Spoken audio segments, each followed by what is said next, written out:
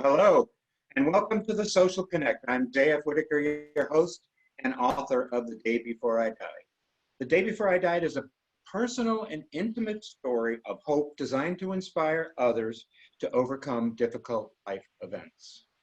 Suicide, drinking, and shrinking into the background of life are not solutions that work. This memoir provides the inspiration and offers solutions in the search to find strength to go on and live a productive and happy life. Today, what I'd like to share with you is my coming out story.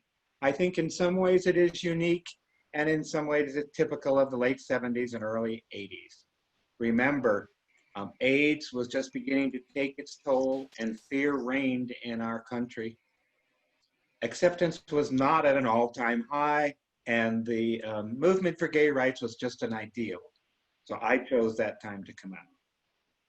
We'll talk about that today. And remember that the Social Connect is done just once a month. So next month, on September 12th, 10 a.m. Pacific Standard Time, we will do this again, and we will focus on PTSD, and we will have a special guest, Debbie Malloy. Debbie Malloy is a mental health therapist working with the Veterans Village here in San Diego, and has done some great work with PTSD. So we'll have her on and have her thoughts shared with y'all. So that y'all was for my friends from the South. Thank you for purchasing the book and supporting our efforts to make a difference. And thank you for those who did a review. That is very, very important and helps us tremendously.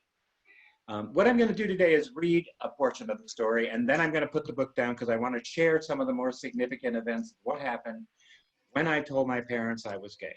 And remember, for those of you who haven't read the book yet, I talk about my journey as an innocent Irish boy from New England through the apple orchards of Pennsylvania to Vietnam and then on. And I mean innocent. The word gay was never, ever uttered in my home, or I never remember hearing it uttered in my home before this time. And so I decided it's time for me to come out. I decided it's time for me to accept who I am and what I am and live comfortably in my own skin. And I don't know how that worked for you, but it gave me a new sense of freedom, and it gave me a new sense of empowerment. And then I wanted to tell the whole. So I decided my parents had to know. And I write about it in chapter 16. It's called Need to Know. They had to know. I had to tell them. They would want to know, wouldn't they? This was me starting over. I couldn't keep secrets, I couldn't hide, and I was not going forward with somebody else's version of my life. It was mine, and I was responsible, good or bad, accepted or rejected. I couldn't distinguish between bravery and desperation, but in the end, it didn't matter. On a hot Arizona summer night with the temperatures well above 100 degrees, I summoned Mom and Dad to the kitchen table in their home to tell them. I was dressed in shorts only. No shirt, no socks, no shoes. And as I faced off against the solemn expressions on the faces of my parents, I began shivering. I did not frequently summon my parents. It was more like they summoned me. But I said I needed to have an important discussion, and they obliged. Because I felt so cold, I raced back to the bedroom I was staying in and put on a shirt. I came back to the table, babbled on about nothing, and the shivering got worse. My teeth were chattering, my knees were knocking, and I couldn't utter a word. I raced to the bedroom again, and this time I put on a pair of jeans. Back to the table, still freezing, even though you could fry eggs on the sidewalks of Mesa.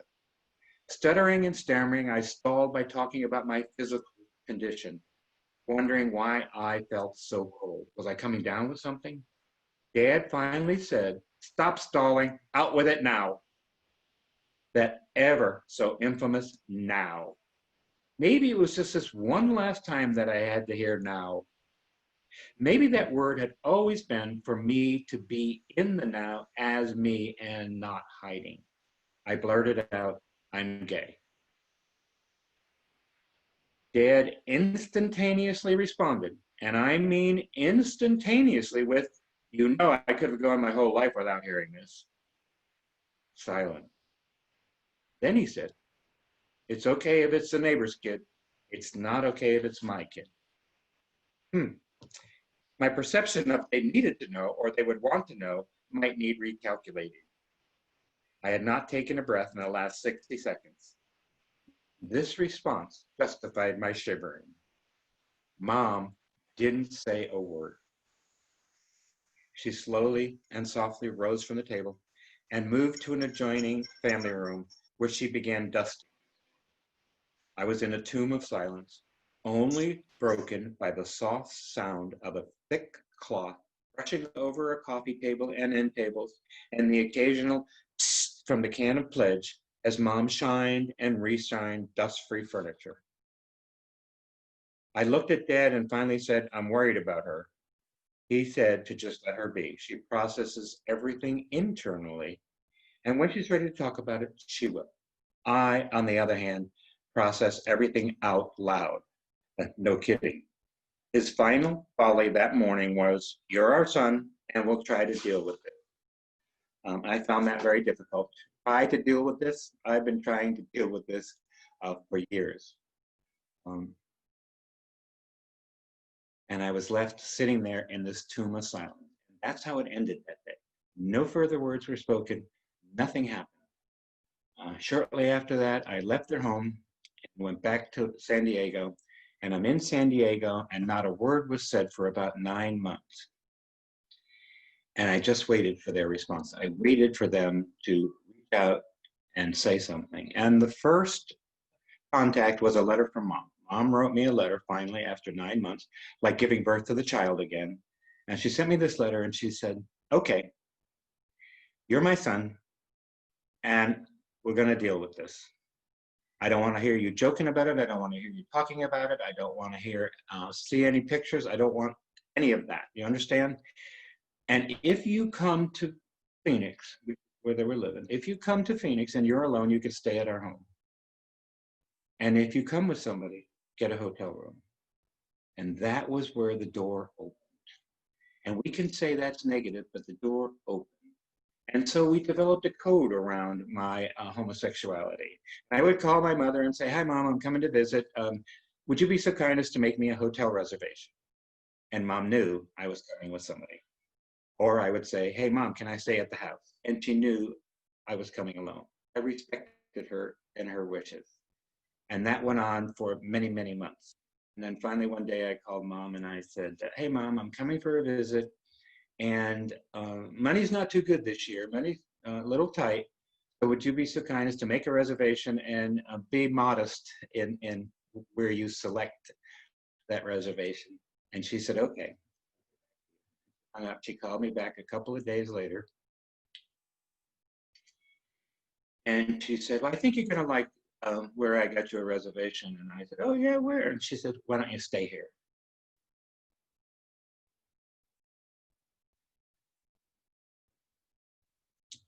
Not only had the door opened, another major milestone had been passed. I said, we'd love to. So the man I was with at the time and I got to Phoenix. We go to my mother's house. And she even put us up in Susie's bedroom. Now, Susie's bedroom was the only bedroom in the house other than the master that had a single bed, actually a full-size bed. It was a single. And I didn't dare say anything. I didn't dare say this would work because she had allowed this. She had allowed this. And so Larry, I guess I can say his name, Larry and I slept in Susie's room. And Larry's over 6 feet. We didn't sleep a wink that night. And the next day I said to her, Mom, I really appreciate you giving me that room, but can we go to the boys' room, which had twin beds?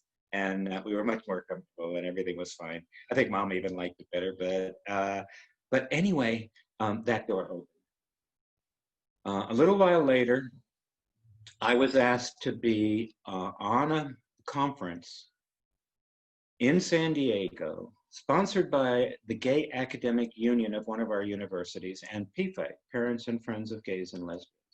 And the conference was on the coming out process and what they wanted us to do, and there were two couples, a lesbian couple and myself, and they wanted us to share our coming out story with the audience, however many that may be.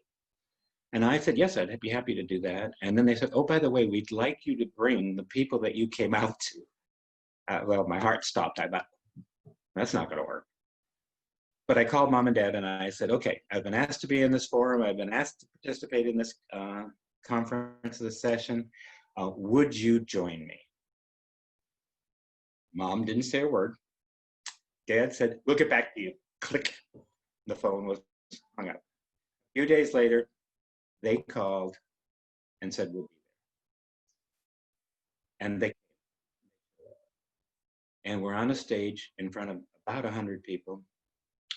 And as you're looking at the stage, the lesbian couple's on the left and we're on the right and the moderator's in the middle. And she started the program on the left side. So everybody spoke.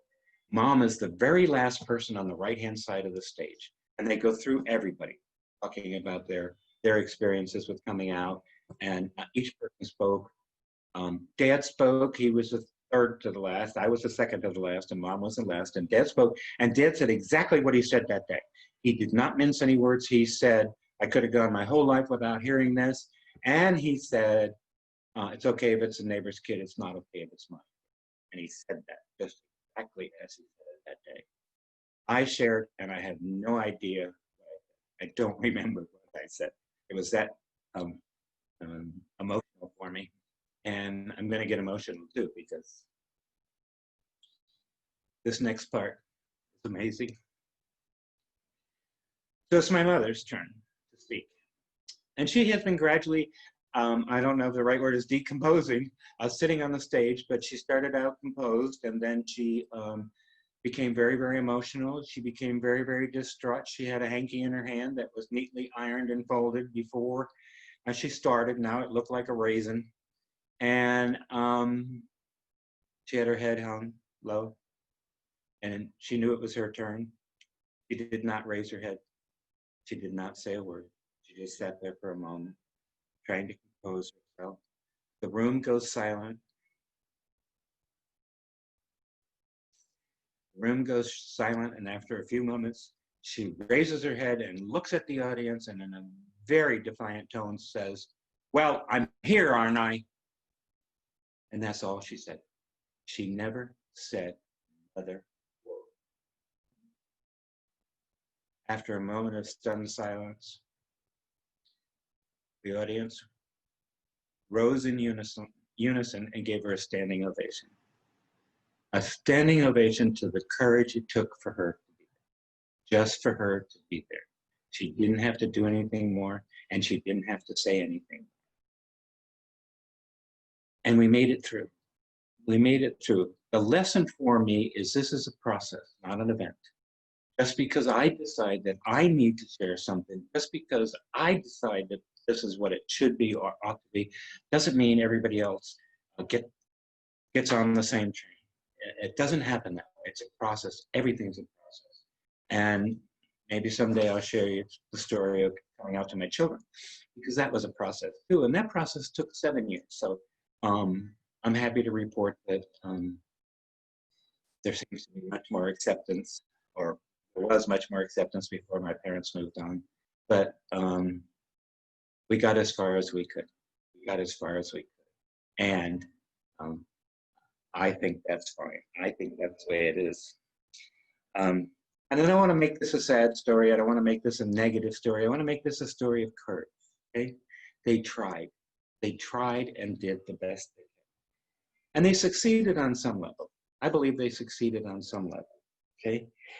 I also believe that they could have gone and wished to have gone their whole life without having to deal with a gay child. I just didn't give them that opportunity. It was very, very difficult, but it worked. It worked, and I think that's what's important. What I wanted to do today was, if anybody that's on this series right now, this web series right now, wants to share anything about their story about coming out, and it can be a story of love and acceptance. It doesn't have to just be a story of difficult times.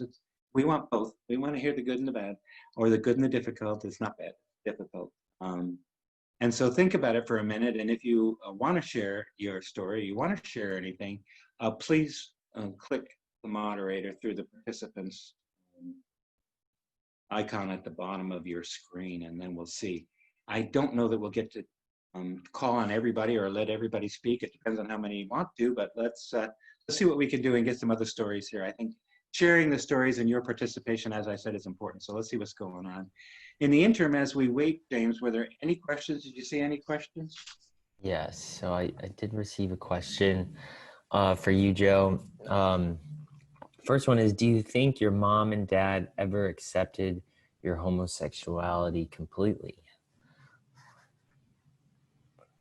Did you have to add completely onto the end of that sentence? That made it a little more difficult. You know, there may be others on this program today that have a different perspective, but I'm going to say my perspective is my mother did not totally accept homosexuality or my homosexuality. And I'm not even sure that's the right yardstick to measure her by, okay? I don't think I could demand that she change 60 years of beliefs because of me, because of an event, because of who I was. I cannot say you need to change those beliefs. What I really want to measure her by and what I really want to say is she showed up for my life. That's what's important. She was there. She showed up for my life. She participated in my life, and she was my mother, whether she totally accepted it or not. And Dad was very functional. He went on with life and said it is what it is. Probably shouldn't have used that phrase. And moved on. She may have gotten more acceptance later on in life. If you've read the book, you know that I have some gay brothers, so much younger. And so there was many years between my coming out and their coming out. I think what happened with my coming out drove them back into the closet for years to come, but they did eventually come out, and there may have been more acceptance. And if any one of them wants to pipe up and say anything, I'm perfectly okay with that. And if you disagree with me, I'm totally okay with that too. So anything else? Yeah, it looks like Jure is open to sharing Let's do it. something. Hi, Joe. Thank you. I'm Jure, and thank you for your story. I've known you for a number of years, and I think I know you. And then I hear you talk at the social connects and so forth, and I realize there's so much more to your story. I'm sure to all of our stories that we just get to know by having these kinds of conversations. But there's a lot of, my point actually is that there's a lot of similarities between our histories. And I think there's a lot of similarities between our family composition and that sort of stuff too. I don't have as many siblings, but I have quite a few. And so for me, my sort of story of growing up gay was that, I was born in 1969, and there was like the only gay exposure I think that I had and my family had was, Paul Lynde on, Hollywood Squares and Liberace, although they all denied they were gay at the time. And so my parents and my family didn't know that they were in the same room as a gay kid before I came out. And so there were comments and there were sort of, I wouldn't even call them homophobic, but just sort of like making fun of those people, that sort of stuff. And, when you're a gay kid living in a house where no one knows you're gay, and you don't even really know it yet yourself, you pick up on that stuff. And it kept me from coming out to them for years and years and years, because I had heard what they said about gay people while they didn't know I was listening. And so when I finally did come out to my dad, it was a similar situation to you. It was, I was afraid and ashamed of who I was, and at the same time defiant and young, and I wanted to prove something. And so I'm sure all of that energy came out at the same time. And it was like, I'm gay, like this huge proclamation, I'm gay, and deal with it sort of thing immediately. His reaction was sort of similar to yours. I think he said to me, "We don't ever need to discuss this again." And that was pretty much what happened. Although, my dad was a very private person, and he was not in touch with his emotions. Let's just say that. But he softened over the course of the rest of his life and our relationship in terms of, I think, becoming more accepting to at least being in the room, listening to it, and those sorts of things. And I found that I had to meet him where he was in some respects. I mean, his generation growing up and like his history made him who he was.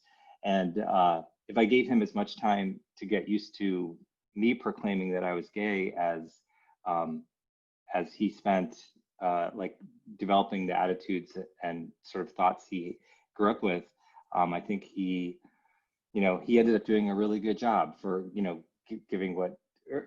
given how he grew up and all the information he was given about gay people when he was younger. So anyway, I just really appreciate it. I think it's important to talk about these things. I'm so impressed with all the young people today, like the very young people that are so open and unafraid and unashamed and just they like there's not the layer of well, they're not always. This is probably not universal, but it seems like it's not always this like layer of like other things on top of coming out. And I'm just so impressed. But I think it's so important also to remember these stories like yours and somewhat mine, where where we've come from is a place where like we had to participate in helping other people to accept us. And now it's so different. I mean, it's refreshing now, but thank you for your story.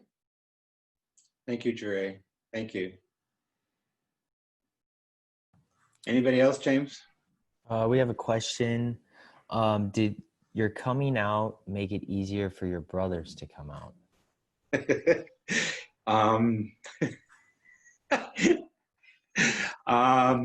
There's two answers to that question. For my brothers, no, it did not make it easier for them. In fact, sorry. My opinion is it drove them back into the closet, like I said, for years to come. And then because the reaction was a little difficult as I portrayed. For my parents, yes, I think it made it easier for them. They had dealt with some of the shock factor, some of the very difficult factors. So yes, for the parents, I think it helped. It was easier. I wanted to see myself as a trailblazer, not as an icon of fear that drove my brothers away. But so there's two answers to that question. Then eventually they came out, and there is peace and love in our family. I don't want to portray anything else other than that. But remember, it's a process. I always thought it was going to be an event. In this introduction to this program, I said, I wanted a ticker tape parade. I wanted balloons and flags and hugs, and I wanted all that sort of thing as an event, as the end of an event. And it wasn't. It took many, many months, and it was a process. And those who love came through the process with flying colors. Love wins out. Family wins out in the long run. Give it time. What's next, James? Looks like your sister Susan would like to share. All right. Where is Susan? I don't see her. Susan? Oh, I see you. Hello, brother, and hello to everybody. And Joe, thanks for sharing your story. I am Susan of infamous Susie's bedroom that Joe and Larry first got to sleep in. So that's my claim to fame in the book. But I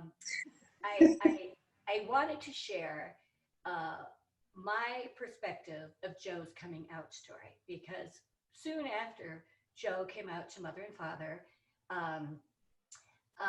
mom and dad said that they would tell the siblings if Joey wanted them to. And so my brother David, who's here on the call, was having a college graduation in mid-year in December. And so it was an opportunity for my parents to tell us what was going on.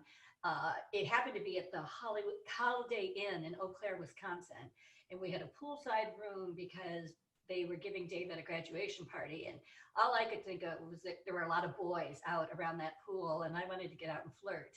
And mom and dad said no, they needed to talk to us. They had something very serious to speak with us about. And what I saw before they said anything was fear and concern. It wasn't, again, everybody's perception is different. And this is me, I'm the youngest of 10. So when you have 10 children, you have two families often. And so what I saw with mother and father was they were worried about Joey. They were concerned. Again, it was 1982, and they didn't know what they didn't know. And so they said to David and I, well, we've got something to tell you. It's about Joe. And I thought, oh my God, he's sick. Oh my God, there's something horrible. And they said, Dad said, he's gay. And I remember looking at David saying, oh, thank God, that's it. And then we didn't say this to mom and dad, but it was like, well, of course he's gay. He's with a guy, I won't say his name, in Arizona for several years. We knew it because we knew Joey and we loved Joey for all that he brings to our family, but it was just never spoken about. And so the reaction from dad about I could have gone my whole life not knowing this, I felt at the time when he told us was of fear and of love. And at that time, if you were gay, then you're going to have AIDS. I mean, that was what the world was about then. Gay was equivalent with AIDS, and they were so frightened. They were so afraid. And I'll just give the counterpoint to Joey, to the person who said, did your parents ever accept your homosexuality completely? From the bottom up, I would say they absolutely did. They didn't understand much of it because nobody did back then, and they were very old-fashioned. And our father, if you've read the book, you can see he ruled with an iron fist. But there's no doubt in my mind that they absolutely came to terms with it and were there whenever Joe or any of us needed them. Thanks, Susie. I appreciate the counterpoint, and I want you to be 100% right. I really do. I don't know. So, what's next, James? You got anything else? We have Brian has his hand up. All right, Brian. We'll give you a few minutes, Brian. Let's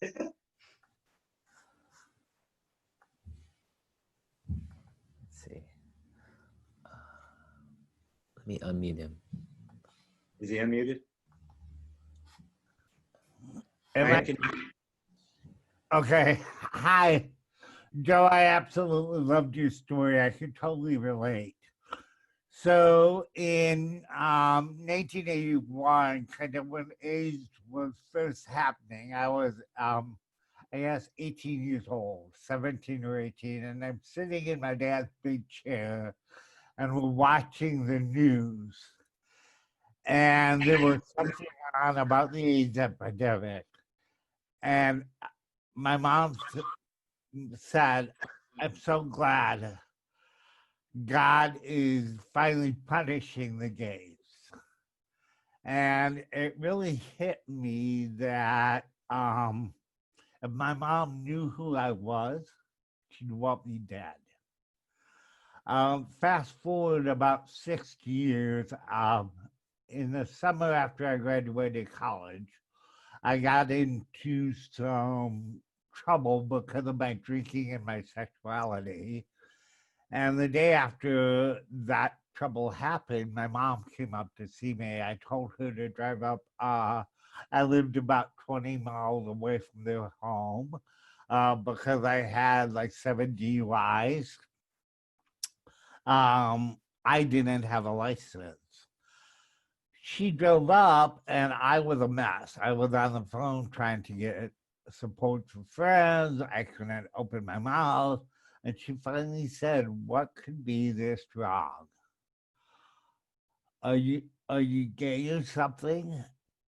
And it took me a minute, and I said, yes, Mom, I am. Please leave my home.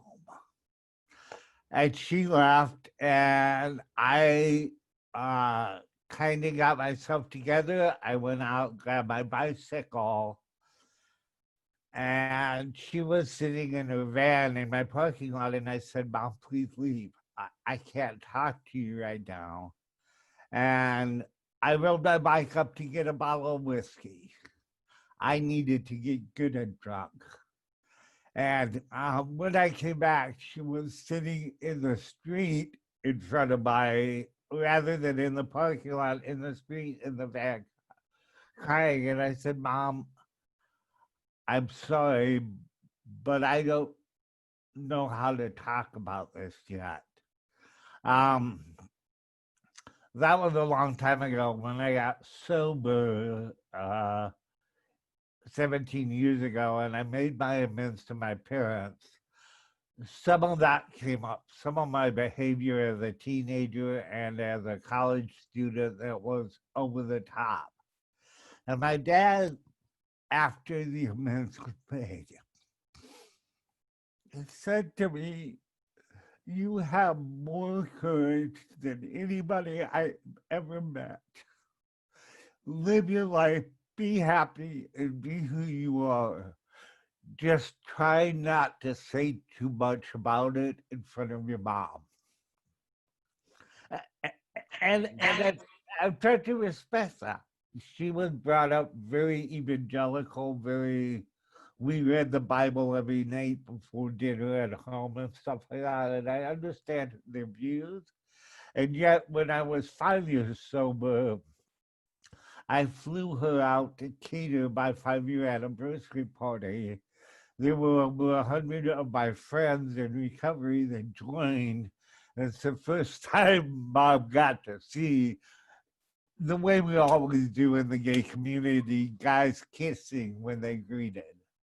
And she had a blast, and she really loved the friends that she met, and she's made comments since then about the community that I built for myself out here. So it's been a long road, and there's a lot of prejudice. But in the end, I think, I don't know, my mom really has shown me what the heart of God looks like. In that, regardless of anything, any disappointments, any wrongdoings, that love has been constant. Thanks.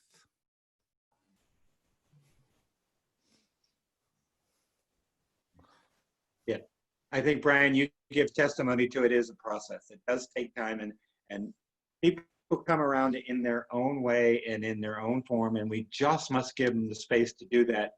And Brian and I have a contest about who can be the most emotional when we tell our story, and I give him a hard time about how emotional he is. Was there anybody else that wanted to share, James, or any other questions? We have one last hand up. It's from Brother Bill. All right. Billy, you're muted.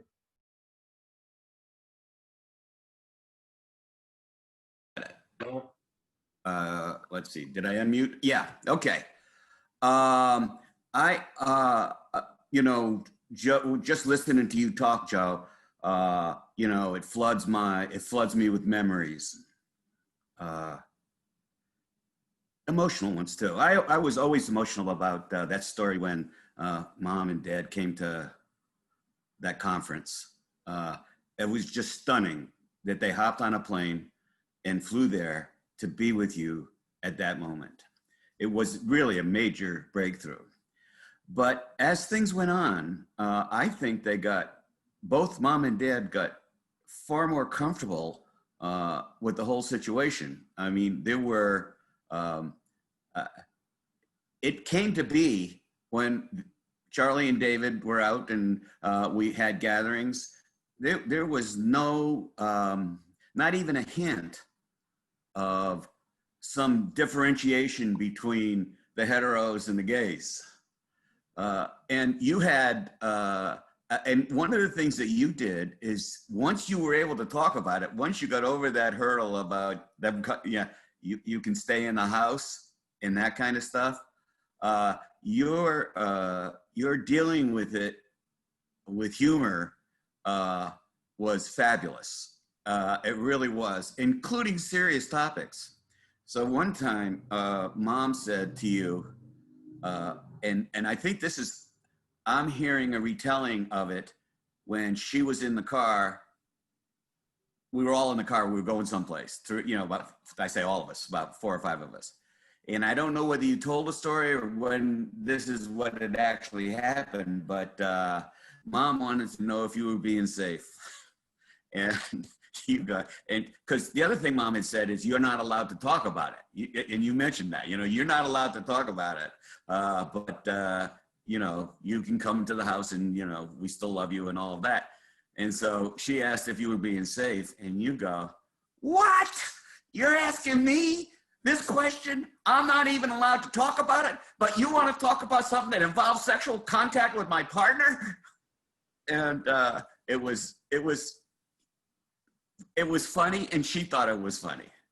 I don't know that the conversation went any further, but it was funny. It took place when we were on our way to be on the Family Feud. And we, I don't know if many of you people know this, but a group of us were on Family Feud, and it was a big thing for the whole family. And so we're driving, I think it was to a rehearsal. No, I think it might have been to the real thing. But at any rate, Joe's sitting in the back seat, Mom's in the front seat, and he leans up and he says, "Mom, I'm going to tell you one thing right now. If Richard Dawson kisses you and he doesn't kiss me, I'm going to say, 'What is this? Discrimination?'" And again, it was hilarious.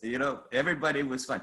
But as time went on and we were all together, and the partners of, and David and Charlie's partner as well, they were as much a part of the family as any other soulmates, any other wives or husbands. They were just, there just was, I can't tell you how comfortable it was. I say for me anyway, but I just didn't feel any tension in those moments of the family. And the way that both Mom and Dad, to some degree, not as much, but still, by the time that this was all happening, but there was no tension from either of them to either of you, to any of us. And I thought that they were wonderful in the love they showed for everybody equally. Thank you. Let me just add to that. You say Dad came a long way. As we're getting ready to go on for the Family Feud game show, he had a cold sore on his lip. Do you remember? And we were not allowed in the studio with cold sores. That was actually in the instructions that we got. Larry put makeup on Dad. Dad allowed Larry to put makeup on and cover up the coleslaw. So we went into the taping of the show. So that does indicate that he came a very, very long way. But I'll also give 2 counterpoints, and that is, you should have seen my mother's face when Larry showed up in a Speedo one day. Or the second time when David and I were married in Vermont, and we went to my brother David's house for the reception, and the church program is sitting on the coffee table.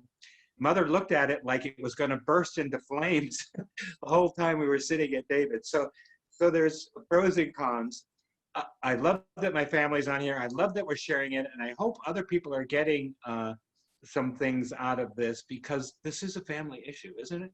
Just like all of the crises that we're facing now, there are family issues, and we got to learn to adapt, live, and love each other and accept each other just exactly as we are. And sometimes that can be very, very difficult. James, were there any other questions? I think that's a wrap, Joe. Okay. I'm going to shock my family, I think, with this final one, because I'm always asked, do you think your mom and dad knew you were gay before you told them? And I will tell you, Dad categorically, absolutely did not know. He did not want to know. A very functional man, he did not know. Mom knew. Mom knew I was gay. And I think she was hoping she would not have to deal with it, because I asked her that question. I said, did you have any idea? Did you know? And she said yes. And she gave me 2 incidences where I had done something or said something that gave her a clue that I was that the people I was living with more than just roommates. And so she did know. And it was really about forcing them to deal with this situation. Anyway, all's well that ends well, and my story ends well. So I'm happy with that. It took time. Give it time for all of you who are still struggling a little bit. And thank you for participating today. And know that we appreciate all your thoughts and all your inputs. That's what makes this very, very valuable, is point, counterpoint, your thoughts as well as mine. Please visit jfwhitaker.com, purchase the book, and write a review. That is very, very important to us. That will help us accomplish our mission of getting the word out, helping others, which is what we want to do, which is the goal, as I said, of writing this book. Your support would be greatly appreciated, and I need that support. And go to our website too to see future events that are happening related to the day before I died. And there is a very specific event coming up September 20th, after the next Social Connect. And that is, we're doing a book signing at Warwick's Bookstore, one of the oldest bookstores in the United States. It's a bookstore where people like Michelle Obama and Hillary Clinton signed their books. So I get to go there and do a book signing. It will be out in front of the store so that we can maintain social distancing and wear masks and be safe for everybody. It is on September 20th, 2 to 4 p.m. Please join me in La Jolla. And thank you so much for being here today and participating. And with that, we'll sign off. If anybody wants to stay on and chat, I'll be happy to do that. Thank you.